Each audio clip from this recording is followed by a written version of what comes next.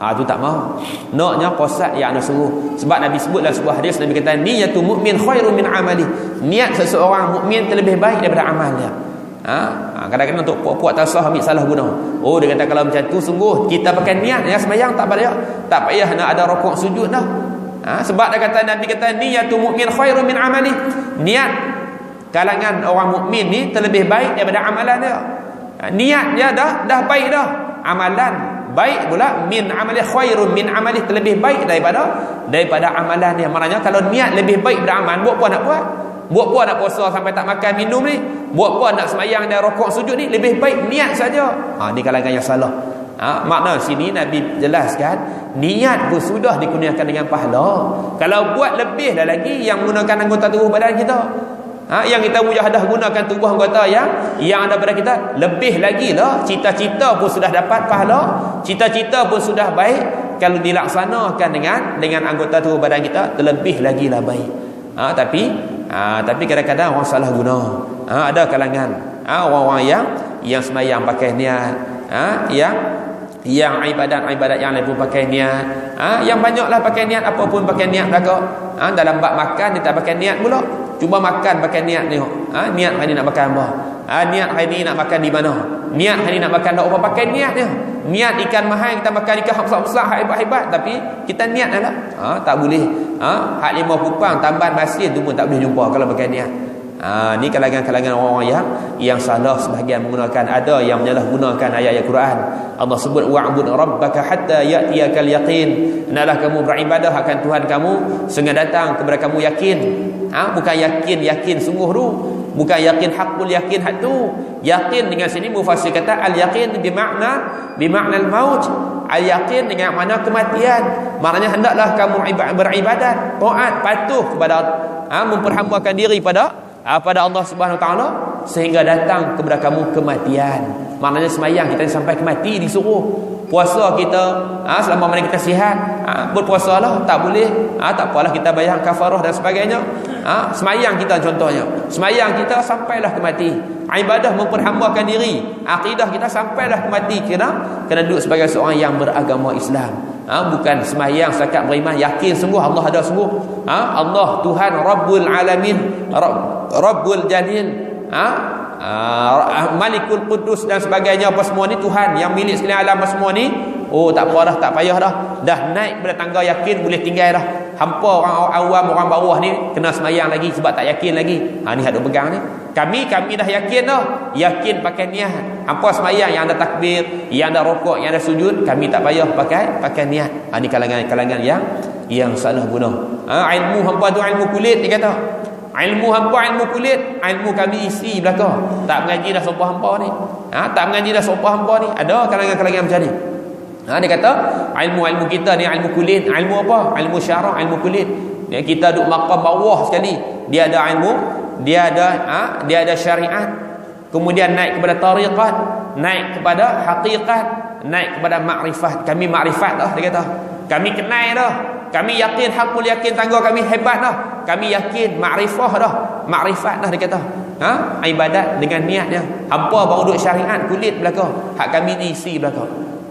Sedangkan ulama dah jawab belakang dah. Alim ulama dah jawab belakang dah. Mana ada benda yang ada isi tak ada kulit? Adakah benda yang ada isi tak ada kulit? Ada kata tahi sungguh. Najis najis tak ada kulit sungguh. Kupas tak mana pun kulit belakang. Kupas tak mana pun isi saja. Ambil keluar mai isi saja. Kulit tak ada. Hak kulit luar pun sama dengan hak dalam. Sama. Jadi maknanya tak terpakai. Tak terpakai yang dibawa, yang disebut oleh Imam Malik kata man tafaqqaha bila tasawufin fahuwa batilah. Man tafaqqaha bila tasawufin fahuwa batilah. Barang barang siapa man tafaqqaha bila tasawufin, barang siapa yang hanya kita kata mempunyai ataupun menuntut ilmu fiqh yang beramal dengan fiqh saja, tasawuf tak ada, batil, salah. Wa man tasawwafa bila tafaqquhin, dan barang siapa yang ambil tasawuf saja, fiqh tak mengaji dah kulit dia kata. Kami isi makrifat terus. Kami zikir 70,000 kali tak payah dah. Tak payah nak kena sembahyang, rukuk, sujud dan sebagainya. Kami puasa pun ikut suka, nak makan kami bukan makan kami, Allah bagi makan. Allah belaka. Zat hak ada atas bumi ni semua Allah Taala belaka. Ni ada hak pegang macam tu pun. Yang berakidah yang macam ni pun ada hakikat sampai naik kepada makrifat Allah belaka. Sebenarnya muraqabah tindik kepada kejadian alam Allah Taala belaka, hak tu yang betul. Bukan Allah Taala belaka, kejadian daripada Allah Taala belaka. Allah yang jadikan, Allah yang gerakkan, Allah tak apa. Tapi dia kata zat ni yang ada semua ni zat Allah belaka. Tu Allah ni Allah ni Allah. Allah betul dia kata. Ni sesat. Hak ni sesat, hak ni yang dia kata dia pelekeh kalangan-kalangan orang-orang yang bersyariat dia kata. Seolah dia tak ada syariat. Mai ke mana nabi yang lebih bukan setakat karamah, bukan karamat, mukjizat nabi mukjizat, nabi yang maksum, nabi yang terpelihara daripada dosa. Nabi pun istighfar 100 kali, riwayat kata 100 80 kali, setengah kata 100 kali. Nabi patut tak istighfar tak apa dah. Nabi patut tak kita kata tak buat ibadah-ibadah yang ditambah ataupun ibadah sunat pun tak apa dah. Buat hak fardu dia betul je. Nabi tak baca Quran pun tak apa dah. Tapi tak macam tu. Ni kalangan-kalangan yang beranggapan salah. Nabi yang lebih bukan sekat karamah, mukjizat pun semayang dan rukuk sujud. Nabi yang kita kata yang digunakan dengan mukjizat, Habibullah, kekasih Allah, Khatamul Anbiya, Sayyidul Mursalin pun semayang yang ada rukuk sujud, pun menutup aurat. Kita nak ambil kata tu wali tu, jangan kata apa, walaupun pakai seluar pendek, walaupun tak semayang. Semayang adalah cara dia tu apa semua. Kadang-kadang macam tu hak mudah sangat nak cari tutup wali ni. Apa penyakit juga tutup wali, jangan kata apa, sampai seluar pendek, perkara yang sampai tahap mencarikan syariat bukannya. Nabi tak pernah ajar. Nabi tak pernah ajar. Kalau ada pun mungkin dia dalam keadaan kita kata fana, dalam keadaan kita kata tengah menggila. Dia takkan zahirkan. Mungkin tengok perwatakan dia, tapi dia takkan melakukan perkara-perkara yang mencarikan syarak, yang mencarikan kita kata ajaran Nabi. Nampak sungguhlah kusut masai apa semua. Tapi kita kata nisbah aurat, nisbah akidah dah tetap yang sama. Tetap yang sama. Ni kadang-kadang mudah sangat orang letak pakai. Tok wali tu kata, tok wali ni kata wali takkan kenal wali kecuali daripada kalangan wali. Wali takkan mengenal wali kecuali daripada kalangan wali yang menghukumkan dia ni daripada kalangan wali Allah. Kita pergi taruh kipi, pergi letak kata dia wali. Kita wali ke? Orang yang kata tu pula wali ke? Sebab wali hanya mengenali wali. Orang biasa takkan dapat kenal wali. Itu sebahagian daripada kita kata perkara-perkara yang kita kata yang susah, susah nak jatuh hukum. Sambung balik kita sini. Maka tiap-tiap daripada apa kerja manusia itu tidak keluar daripada salah satu daripada 5 undang-undang yang tersebut, yang dinamakan dia dengan hukum syarak. Nama dia orang panggil hukum syarak. Yang wajib tadi, haram, sunat, makruh dan harus tadi, 5 hukum ni dia panggil hukum syarak. Hukum yang dibuat datang oleh Nabi daripada Allah Subhanahu Wa Taala, yang dibuat sampaikan melalui perantaraan malaikat Jibril alaihi salam. Itu nama dia hukum syarak. Atau dikatakan sini hukum taklifiyah, ataupun orang panggil juga hukum taklifiyah, hukum yang bergantung ke atas kalangan-kalangan yang sudah jadi mukallaf. Itu nama dia, makna dia taklifiyah. Hukum yang bergantung ke atas kalangan-kalangan yang berakal, Islam yang berakal, yang sampai umur. Nama dia mukallaf. Nama dia sudah baligh. Orang tua kita kata baligh dah. Baligh dah maknanya mukallaf. Dia sudah diberati dengan hukum-hukum taklifiyah yang 5. Tak semayang satu waktu diberati dengan satu kesalahan, dengan dosa.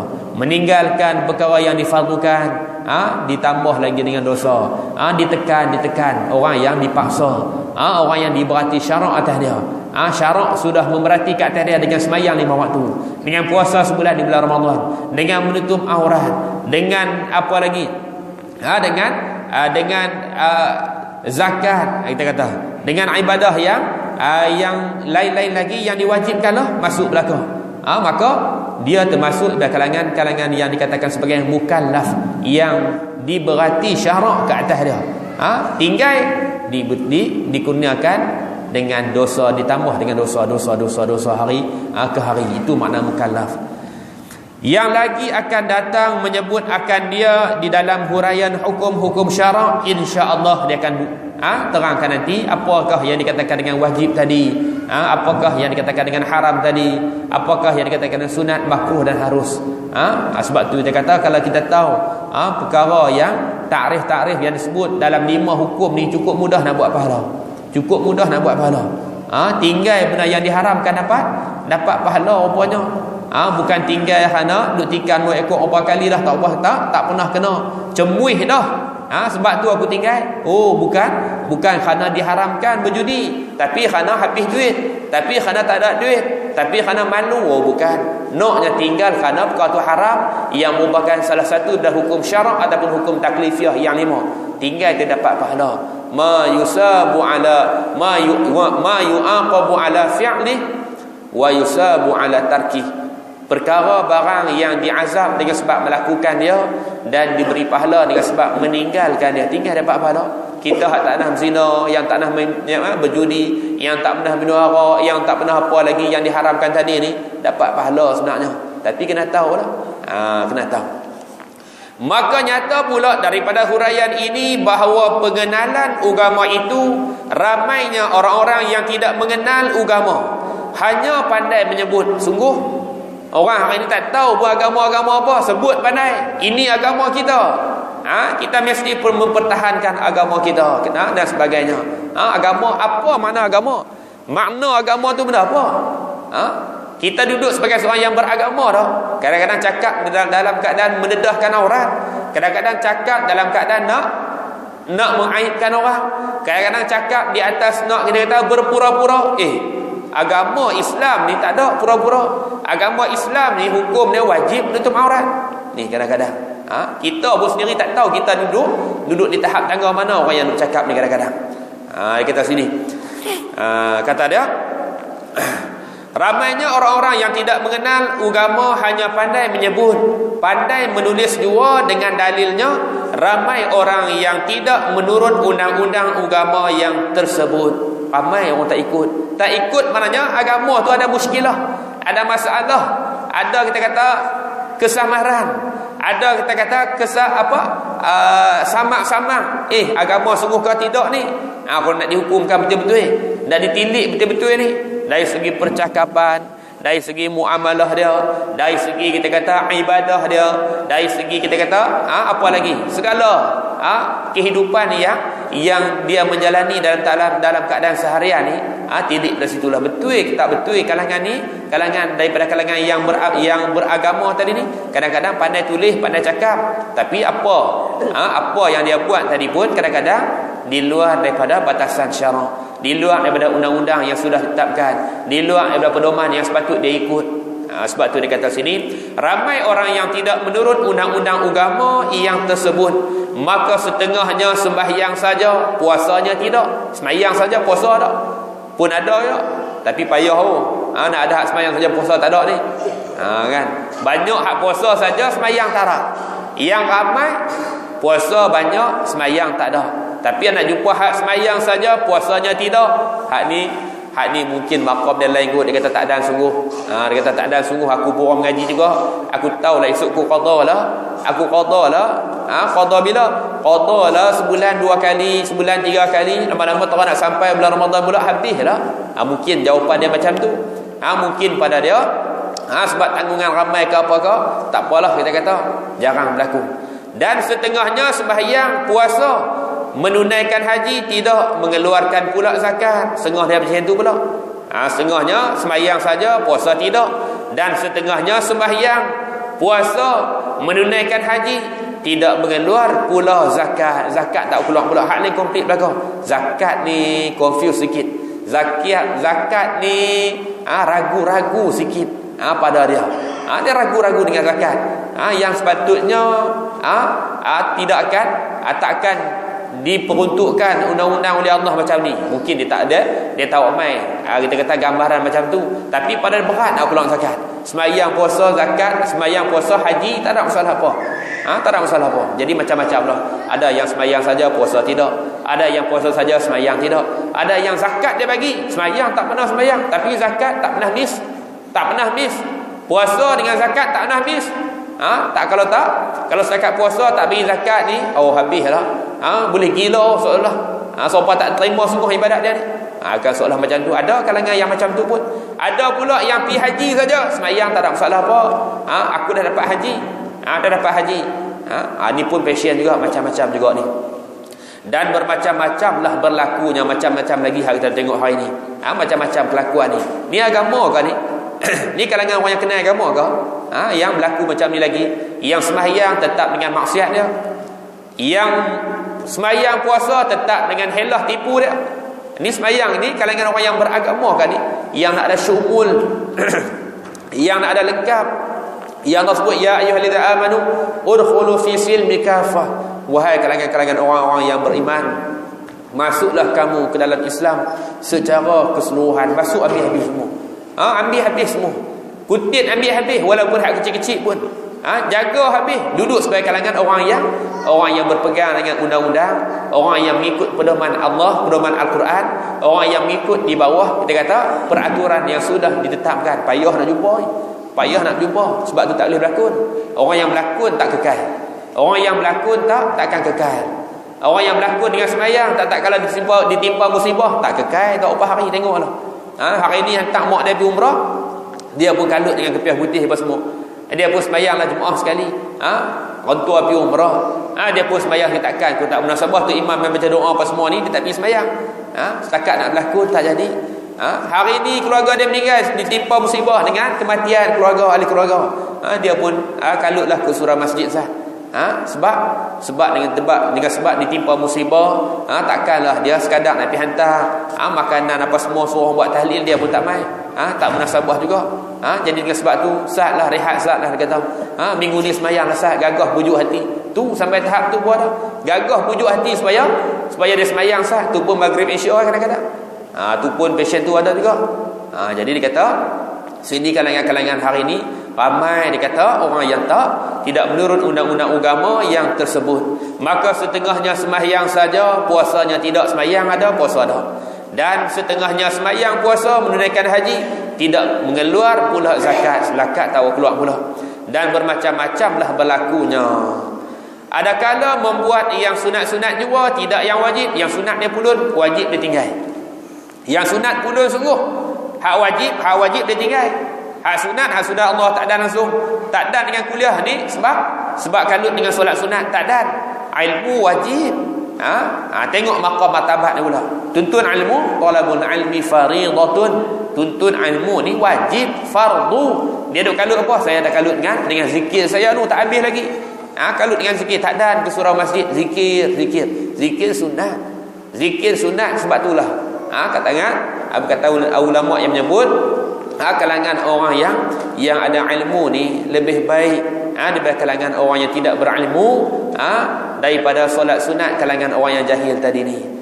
Solat sunat orang yang jahil 1000 rakaat lebih baik daripada kalangan orang yang mengetahui, yang mengaji, yang ada ilmu, yang sedang tidur. Lebih baik lagi dia. Tu sampai tahap macam tu. Tu kena jaga. Ada kala membuat yang sunat-sunat juga, tidak yang wajib. Yang sunat dia pula sungguh. Sunat tarawih. Kita jumpa orang cakap selalu dah. Sunat sembahyang sunat tarawih penuh surau. Kadang-kadang dengan sebab dalil petunjuk orang yang ramai macam ni, tu imam ahli jawatan kuasa surau masjid bincang, kalau boleh kita nak tambah penjuru mana lagi ni? Nak jatuh semuruk orang tua kata. Nak jatuh bintang sikat tak mana lagi ni? Nampak penuh surau kita ni. Kecewa, kesian dekat anak-anak jemaah kita tak fikir awal. Kan? Tengok malam pertama, malam kedua, malam ketiga, naik malam keempat, malam kelima, malam keenam, tu imam pun kata bunjuklah kita tak luluh itu projek tu. Kalau kita buat juga lingkup duit kita. Lingkup duit kita sungguh. Padahal puak-puak ni Allah Ta'ala takhirkan tempat sembahyang dia, letak di ujung-ujung, di bucu-bucu padahal lah. Sebab kalangan ni banyak berlakon sungguh.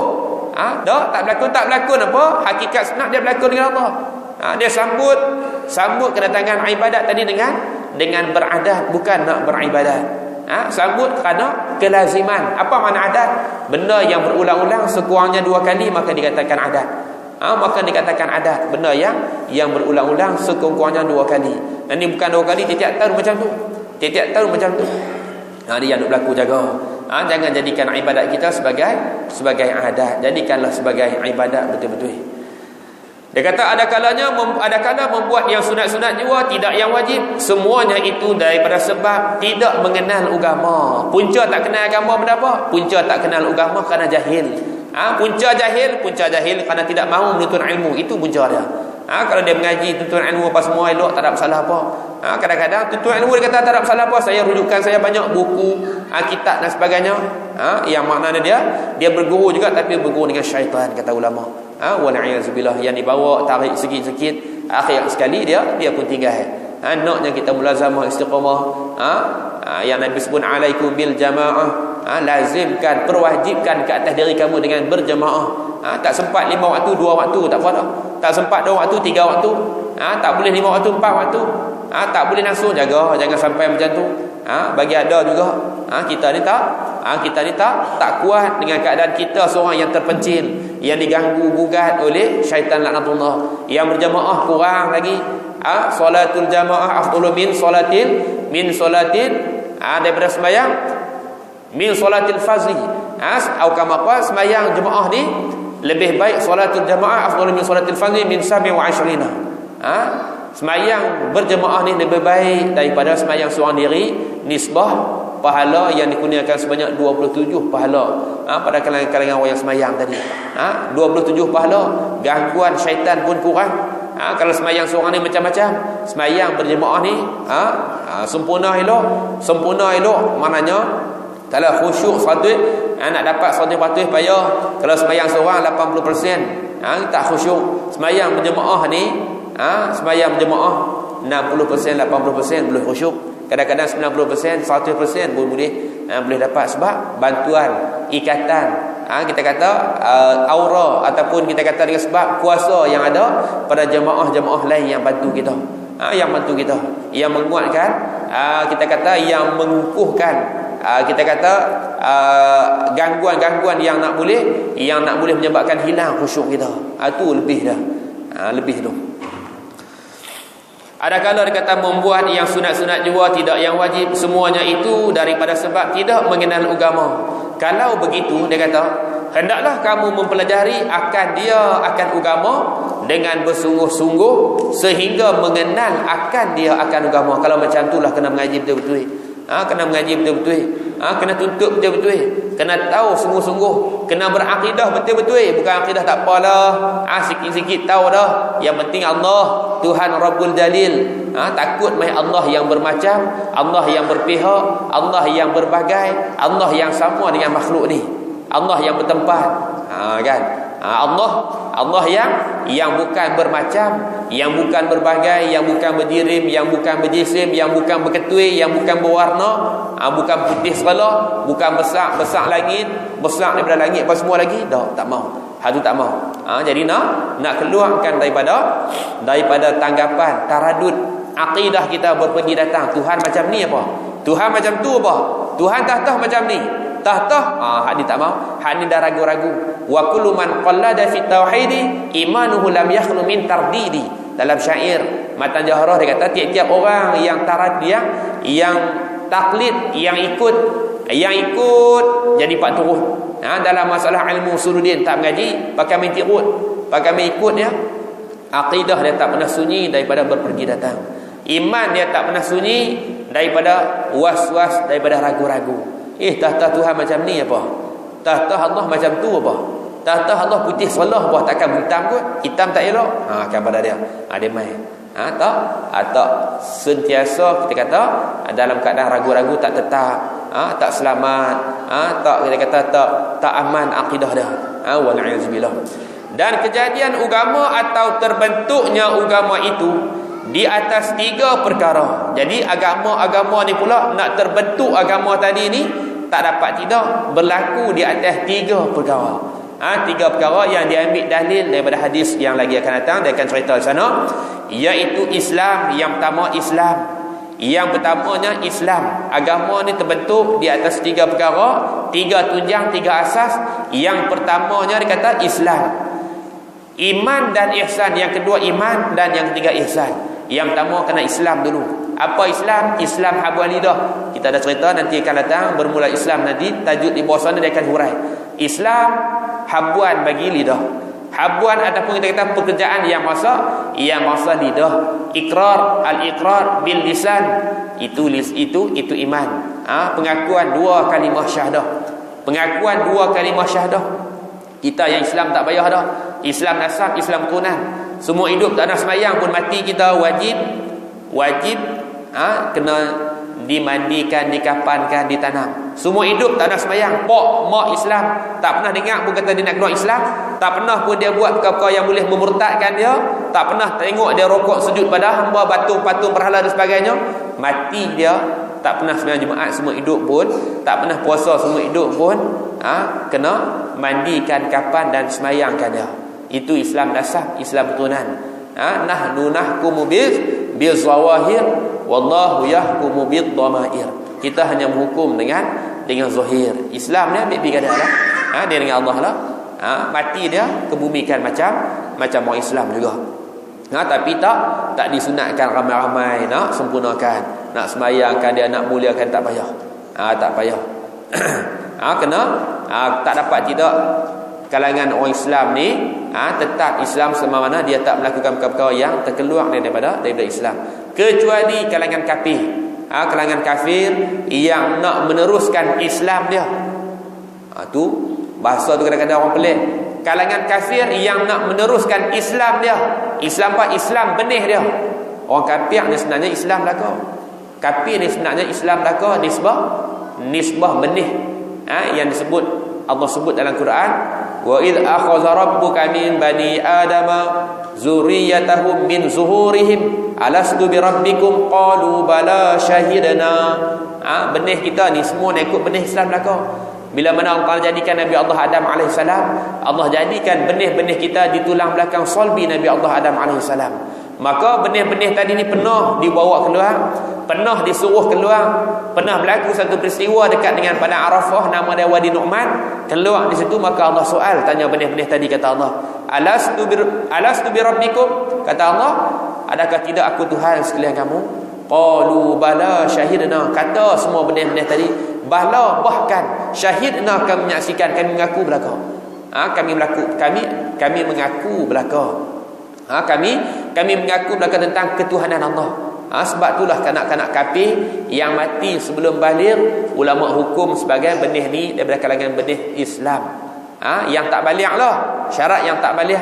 Tapi sungguh pun benih tadi dihukumkan sebagai mati dia duduk di atas agama zuriat dia, agama benih dia iaitu Islam. Haram atas kalangan puak-puak Muslim kita ni nak pergi ambil, minta dekat dia, you bagi you punya anak, mai kita nak mandi, kita nak kapan, kita nak tanam, nak sembahyang, tak boleh. Haram pula atas kita. Biar dengan keadaan pengurusan agama dia. Bagi nak meneruskan Islam benih dia tadi ni, sejak daripada alam rahim, sejak daripada dijadikan oleh Allah di tulang belakang solbi Nabi Allah Adam AS, sampailah zaman budak dia. Bila mana sampai pada had baligh dia, wajib dia kena meneruskan Islam dia dengan berlafaz dua kalimah syahadah. Dua kalimah syahadah. Kalau tak mengucap lagi, putus pada usia baligh dia tu, dia sudah kafir. Kafir. Sebab apa kena mengucap? Kata ulama, kena kotok jalan kehidupan dia yang dipelihara oleh bapa ibu dia yang melakukan, yang makan perkara-perkara yang diharamkan, yang sembah berhala dan sebagainya. Nak meneruskan Islam dia kena mengucap dua kalimah syahadah. Kalau tak mengucap pada usia baligh dia, teruslah dengan keadaan kafir. Tiba-tiba usia 40 masuk Islam, maka terpotong juga situ Islam lah dia. Tak wajib dia nak qada balik sembahyang, puasa dia yang dia tinggal. Itu bagi orang-orang yang kita kata yang nak meneruskan Islam dia. Adapun kita Islam belaka dah. Kita tak wajib lafaz dengan dua kalimah syahadah, kecuali dalam mazhab Malik dituntut semua hidup sekali kena mengucap juga dua kalimah syahadah. Bagi nak meraihkan mazhab Malik ni, aulanya kita raih pendapat Imam Malik, kita pun sama mengucap dua kalimah syahadah semua hidup, yang lain daripada ucapan kalimah syahadah daripada dalam sembahyang. Tak mengucap pun tak apa, Islam lah. Tapi pendapat Imam Malik seorang lah dalam mazhab yang 4 sebut macam tu. Kan? Iman perkara pekerjaan yang bangsa hati. Wa tasdiqun bil qalbi, hati kena membenarkan. Setakat mulut mengaku, tapi lidah mengaku, hati tak membenarkan, hati sama sekali no. Hati sama sekali tidak, kata aku tak akan benarkan. Aku mengucap boleh, orang kafir yang mengapai dengan kita kata dengan perkataan dua kalimah syahadah tapi hati sama sekali tak benarkan, dak, bukan Islam lagi. Bukan Islam lagi. Naknya hati membenarkan. Dan ihsan pun kena ada. Barulah terbentuk Islam tadi. Barulah kita kata ada tunjang. Barulah kita kata ada asas bagi agama yang disebut sebagai Islam. Apa ihsan? Ihsan iaitulah an ta'budallah, bahawa kamu beribadah akan Allah Subhanahu wa taala ka'annahu tarahu, seolah kamu melihat Allah taala. Fa in lam takun tarah fa innahu yarak. Dalam hadis lagi akan datang dia sebut ihsan tu kamu melakukan taat seolah-olah kamu melihat Allah Subhanahu wa taala. Sekalipun kita tak boleh melihat zat Allah taala, kata Nabi, sesungguhnya Allah melihat kita. Allah melihat kita dengan sembahyang kita, dengan ibadat kita yang ikhlas. Kena ada ihsan. Kena ada ihsan. Yang kita tahu ihsan ni buat baik ya. Ihsan ni kita buat baik dalam nak memperhambakan dalam ibadat, dalam nak memperhamba mengabdikan diri pada Allah Taala, kita buat baik semua. Apa buat baik? Buat betul-betul seolah Allah Taala melihat kita, sekalipun kita tak boleh melihat Allah, tetapi Allah Taala Maha melihat kita. Sembahyang kita yang betul-betul, bukan sembahyang seorang, lebih pada kilat lagi. Sembahyang ramai-ramai, sembahyang depan orang sempurna, elok tertib elok. Habis tiga-tiga zikir, tiga-tiga tasbih dalam rukuk sujud baca habis. Khusyuk sungguh, akan dengan doa kita teriak kan. Tengah-tengah orang ramai, tapi di rumah sembahyang gabui-gabui, assalamualaikum terus bangkit terus istighfar pun apa pula dah. Kan. Anaknya ada ihsan sungguh, tak mana pun kena ada ihsan, kena ada betul-betul nak memperhambakan diri seolah Allah melihat kita ni. Lagi akan datang insya-Allah. Jadi panjang lagi kita akan bahaskan. Semua qala bermula Islam itu mengikut zahir dan mengaku zahir. Lagi akan datang insya-Allah. Kita tutup sini. Semua qala wallahu subhanahu wa ta'ala a'lam.